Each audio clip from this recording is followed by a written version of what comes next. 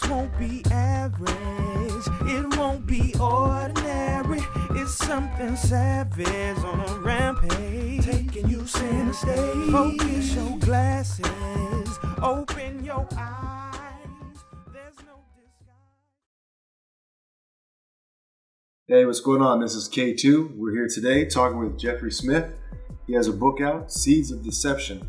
We're going to talk to him about genetically engineered foods and the industry and cover-ups that have been happening since back in the days, and talk about what we can do and the type of foods that we can have to prevent ourselves from getting sick and getting diseases that we don't need. Jeffrey? Yeah. Why don't you start talking to us about when this started, like when the history of genetically modified food kind of came into the American value system, and when foods kind of started getting altered. Okay. Well, it started around, commercialization started in 1996. And that's when they started harvesting and putting genetically modified soybeans and corn into our diet.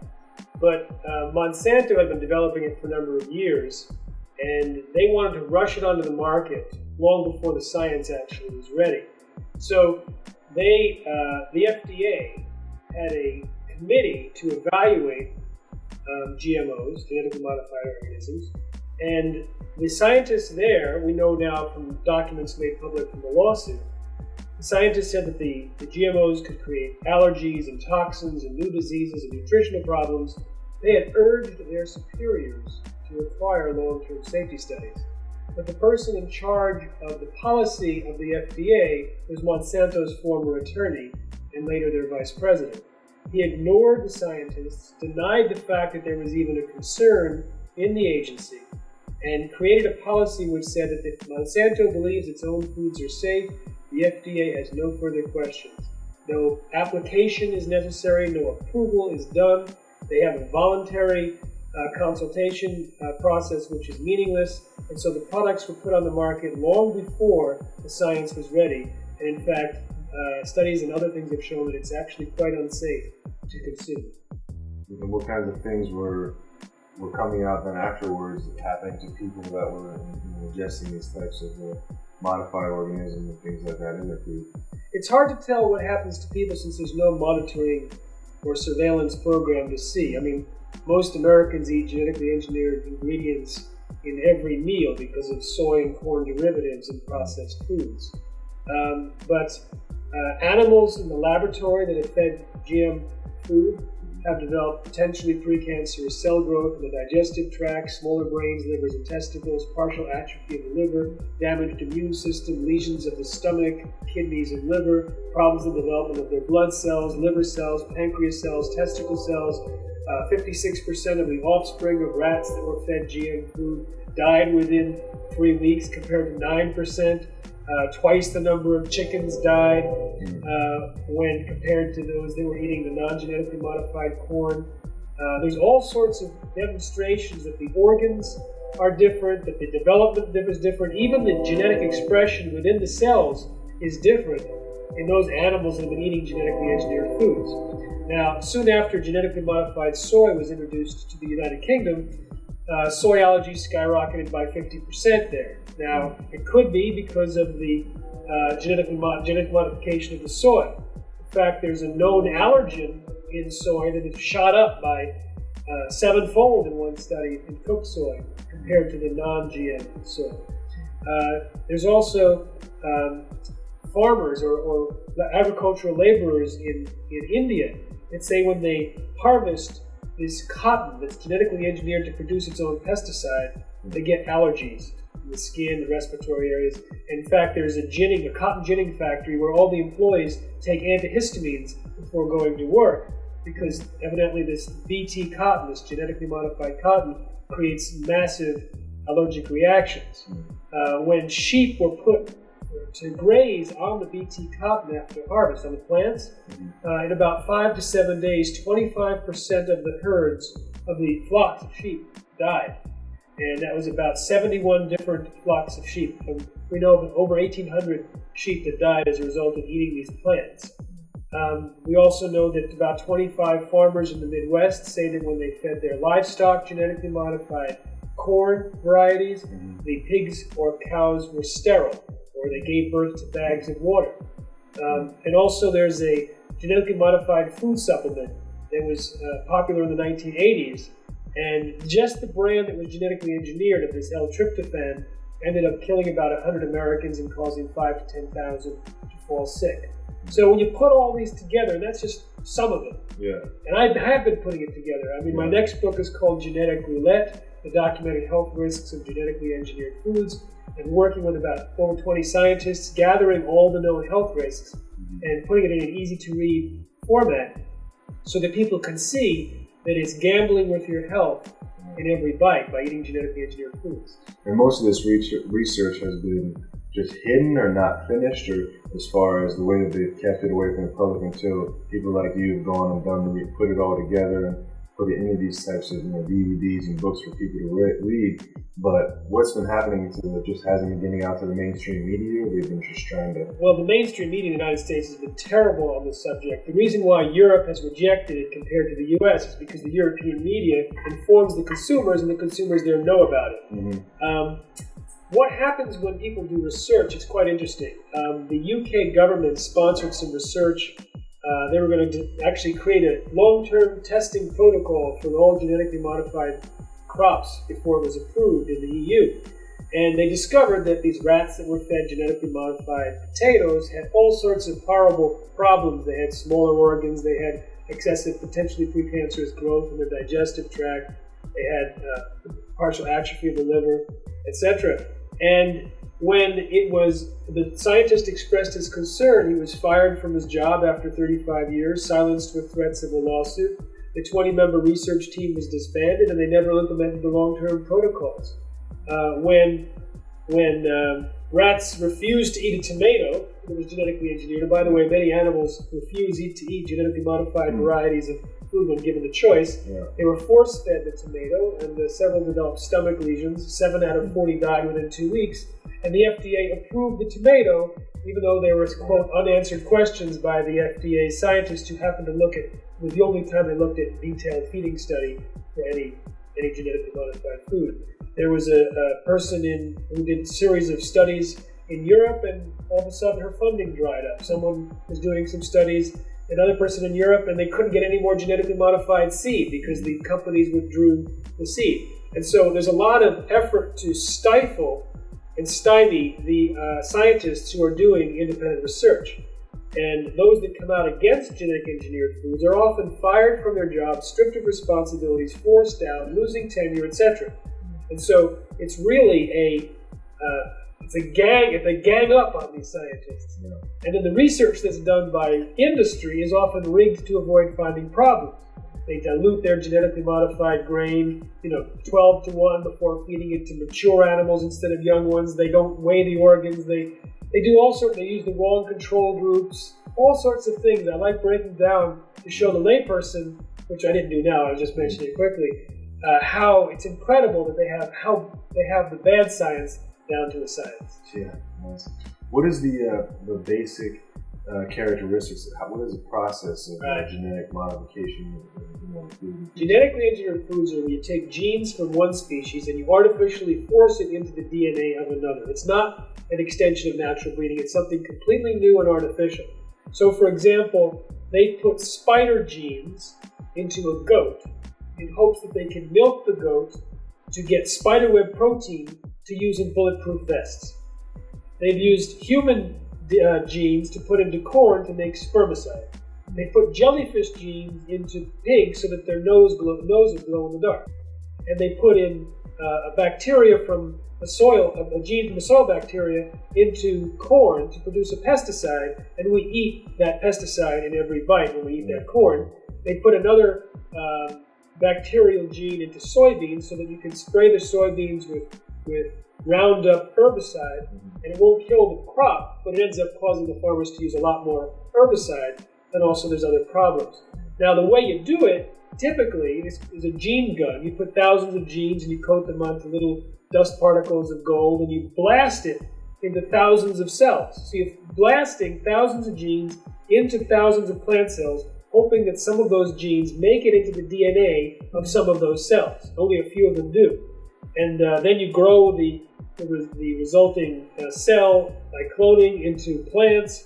And the process of cloning and tissue culture and blasting it in can cause hundreds or thousands of mutations in the DNA of the plant. Right. So there's all sorts of collateral damage. It's not like Legos where you just snap into place a new gene. And so it has all sorts of potentials to create carcinogens and toxins and allergens, but they don't check for it. Yeah. The amount of studies that have been done has been criminal in its superficiality and limited scope. Yeah, that's one of the interesting things that we've been talking with some farmers as we've been walking by, and they've been talking about the government regulations on their seeds and what they're allowed to grow and where they can get their seeds from. And, I just wonder about the connections with that. I'm sure that's deep involved, and they're upset. They've had many problems from the past, alone on their farms trying to keep their land and different rights, but now it's definitely getting to, this way for them too, and their old ways of, just being able to grow what they want, but it's not like, they're regulated, they have to, it sounded like almost apply for seed, different things and get them from certain places. Well, what happens is, a lot of farmers all over the world save their seeds. They find the best crops each year and they save the seeds. 1.4 billion farmers save their seeds each year. But when you buy a genetically modified seed from a company, you sign a contract that you will not save those seeds. In fact, you sign a contract that will allow them and their cops to come on your property for the next 3 years, to look at your financial records, including your tax records, and to take samples to make sure that you didn't save seeds. Now, seeds travel, pollen travels, so there's no way to contain genetically modified crops once you plant them. I mean, they're out there, and they're out there for all future generations, as long as those species exist. A friend of mine, Percy Schmeisser, in Saskatchewan, Canada, he has a 2-mile-long truck route along his canola field, and the farmers deliver canola to the market, and these canola seeds are really small. The wind blows, and it blows these canola seeds onto his field, so he ended up with Monsanto's genetically engineered canola seeds growing on his property. And he's been a seed saver for 52 years, and his seeds were ruined because they were contaminated with Monsanto seeds, but Monsanto sued him because he had Monsanto's patented seeds growing on his farm. And the Canadian Supreme Court ruled in favor of Monsanto. So there's guys that have been sued by Monsanto or threatened to, that, many of them. In fact, there's about 180 or 90 different farmers and farm organizations in the United States that have been sued by Monsanto. Monsanto made over $15 million off of farmers, claiming that they are saving seeds illegally. In many cases, it was clearly either accidental pollination or seed movement, or they actually tested the wrong acreage and claimed it was the farmers. Yeah, that's interesting. We've definitely noticed along highways. That's the first thing that came to my mind, seeing seeds and different things along the sideline. Once it fell off a truck or anything, but I never really thought of the implications of, that type of spreading, like that. That's interesting. I mean, right now, there's a huge catastrophe among U.S. rice growers because there was a field trial of genetically modified rice by Bayer Crop Science, actually an earlier company that turned into Bayer Crop Science, and they somehow the rice escaped from the field trial. They don't know why. This field trial took place. The last one was in 2001. It was never approved for human consumption. Well, in August 2006, it was announced that it had contaminated the U.S. rice supply. And they found it in rice shipments going to Japan and rice shipments going to Europe. And so Europe and Japan essentially closed their doors to contaminated rice. Within 2 days, the value of the U.S. rice harvest went down by $150 million. They expect to lose hundreds of millions. There's 25 lawsuits going on. And Bayer Crop Science says it was an act of God. They wiped their hands of it, even though they introduced this, polluted the world's food supply, and said it's not our problem. Right. When Starlink corn contaminated the corn supply in 2000, it wasn't supposed to be available for human consumption, just animal consumption, but it was found throughout the human food supply, and may have caused enormous numbers of allergy and possible deaths. But the follow-up by the pro-biotech FDA was abysmal, and so we'll never know. what the damage had been caused. In fact, I want to emphasize this point. The FDA is officially charged with promoting the biotechnology companies. The White House gave them orders to do it in 2002. They're actually officially in charge now of promoting biotechnology. And they're the ones that are supposedly regulating the food supply. And the USDA promotes it, and the EPA promotes it. So we're in a situation where the fox is guarding the chickens, and we're eating the foods, which are soy, corn, cotton, which is used in cottonseed oil, canola, which is used in canola oil, and there's a little bit of zucchini and crookneck squash, and also Hawaiian papaya, and now alfalfa, which is being fed to cows. So those are the basic genetically modified commercialized food crops for animals or humans. There's also Quest brand tobacco. So to avoid eating genetically engineered foods, you have to either buy something that says organic, or buy something that says non-GMO, or buy something that has no soy, corn, cotton, or canola. Those are the big four. Soy, corn, cotton, or canola at all if it's made in the U.S.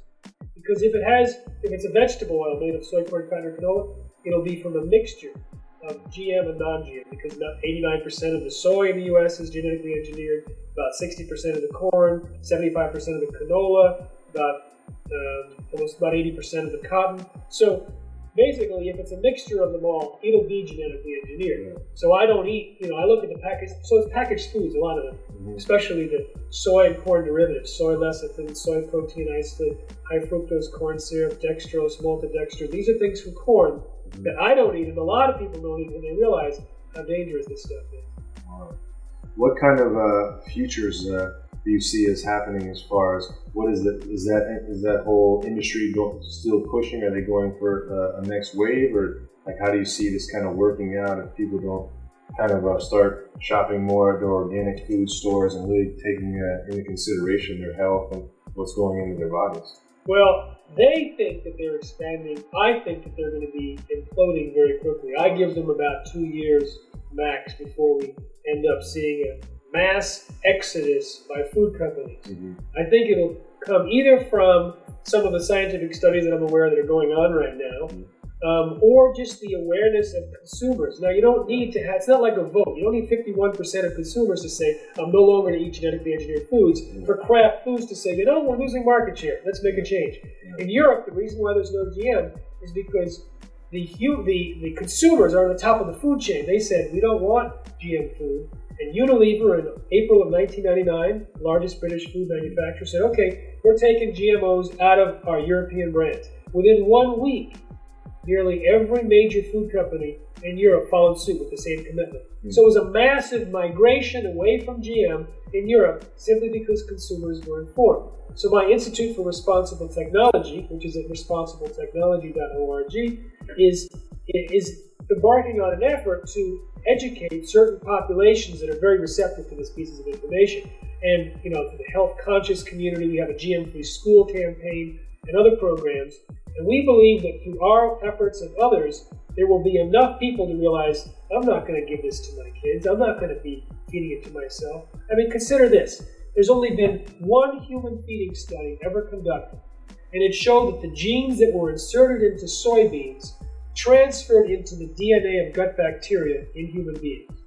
That means long after you decide never to eat a genetically modified soybean again, you may still have this foreign protein being produced inside your gut that may be very dangerous.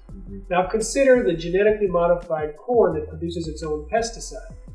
We know that pesticide can be potentially very dangerous. When it was fed to animals, they developed immune responses equal to cholera toxin, abnormal and excessive cell growth. They developed a lot of problems. And even humans being around the BT spray developed allergic type reactions.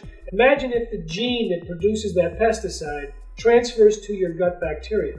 It could turn your intestinal flora into living pesticide factory for the rest of your life. We don't know. No one's ever studied it. So when people realize the extent of the potential damage of exposing their bodies to genetically modified food, then they will say no.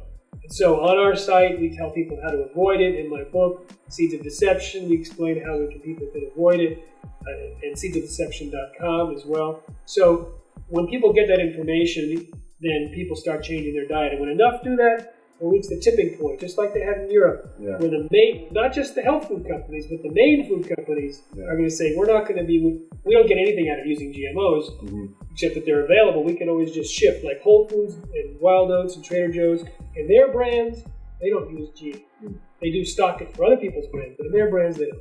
How much is that tied in, would you think, with a lot of, obviously Western medicine, how when we turn on our TVs nowadays, we see a lot of new just drugs being marketed to us. Do you think that's in a direct response at all to a lot of genetic modified foods as far as, digestive acids and acid reflux and all these new allergy type of things? And are the same companies that are doing the investigations on them, are they all kind of seemingly working together in some weird way also? It's interesting. Pharmacia, a major pharmaceutical company, bought Monsanto, but then spun it off. And Aventis had a GM thing, and they spun it off and sold it to Bayer. There's been a fear among some of the pharmaceuticals because of the lashback against the agricultural biotechnology. But it's hard to say which problems are on the rise because of GM, because there is no monitoring. I mean, there's a huge spike in allergies, there's a huge spike in migraines, asthma's up, there's other things, and a lot of people believe that it's related to genetically engineered foods. There certainly are many reasons why it could be. Now, there's another genetically engineered food where you take a bovine growth hormone, genetically engineered bovine growth hormone, and you inject cows with it in order to increase milk supply. And that's created by Monsanto also. And that increases an amount of a hormone in milk that we drink, and it increases the hormone that we drink. Now, that hormone is called IGF-1. There's overwhelming scientific research that shows that high levels of IGF-1 in humans is a high risk factor for cancer. Premenopausal women with high levels of IGF-1 are 7 times more likely to develop breast cancer. Men are 4 times more likely to develop prostate cancer, and it's in much higher levels in milk from cows treated with RBGH. So if you want to avoid that, then you got to go to one of the dairies that don't use that genetically engineered bovine growth hormone. Is there anything good being done with genetic modifications at all? Is there any good implications as far as what some scientists or researchers are doing to try to investigate this further? Or? Well, a friend of mine is involved with human gene therapy, where he's trying to correct genetic mutations in humans. And that's a totally different equation. You're not feeding the products of an infant science to millions of people or releasing them into the environment where they can never be recalled. You're making a single change in a single person, and it doesn't carry on to the next generation. There's also using genetic techniques to identify the genes that you're looking for in natural breeding. So when you do natural selection and you take a tall plant with a drought-resistant plant and you put them together for a tall drought-resistant plant, typically you have to grow out, thousands or tens of thousands and see which ones have both qualities.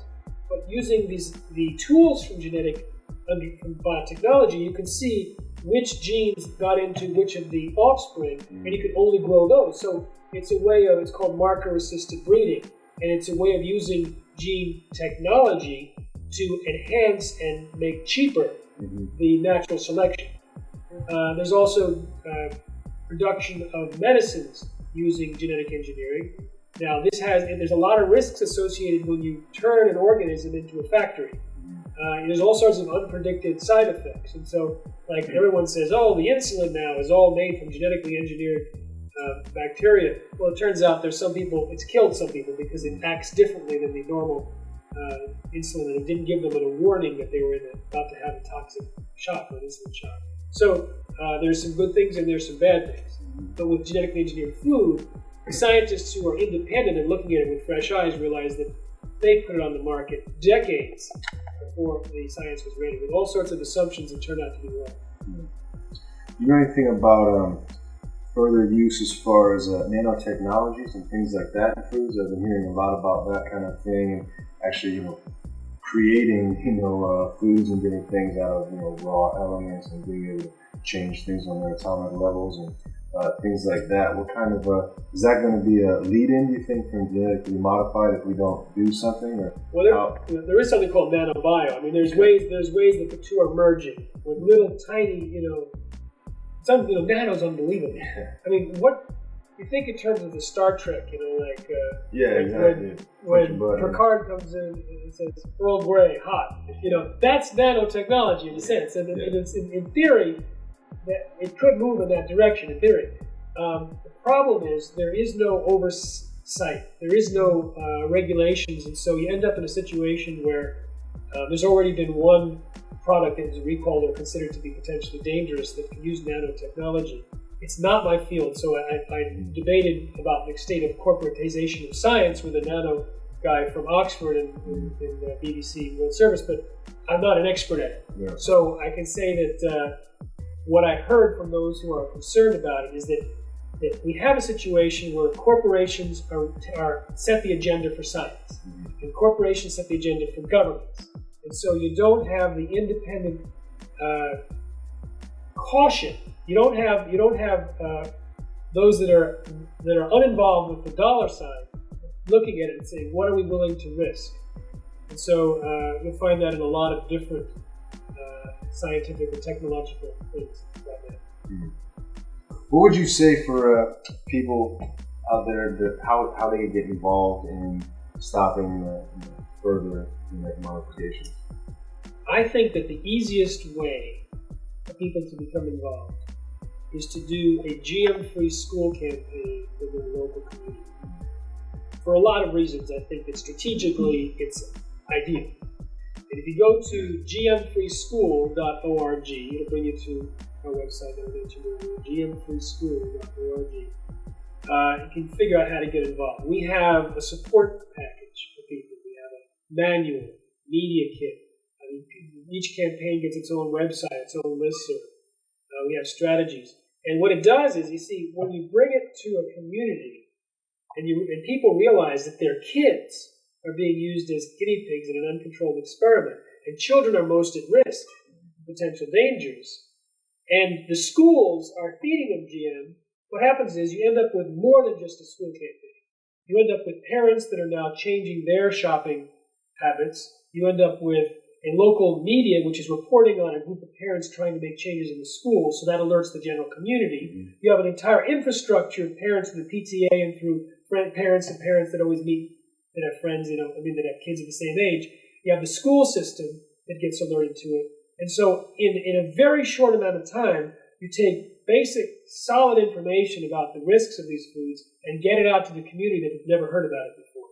And if we can light this fire in communities around the country, then there's no food company in the world that's going to have a kid's meal with GMOs in it in a short amount of time. Talk about that in your book too, with schools that were involved in that in Wisconsin and things like that. What you want to talk quickly about? Sure. One of the added benefits of changing food in schools is the kids' behavior and emotions can improve when they have fresh, healthy food that's not packaged and processed with all sorts of additives. Mm-hmm. So, for example, in Appleton, Wisconsin, they weren't focused on GM; they just wanted fresh, healthy food, mm-hmm. and they changed the diet over a weekend. The kids came back the next day and it was a totally different diet, and all the teachers said the environment in the school changed dramatically. Mm-hmm. The level of outbursts, the level of out of control was completely calm and quiet, and it was so dramatic that the entire school system is shifting over to this new diet. Mm-hmm. And it's been going on for a number of years,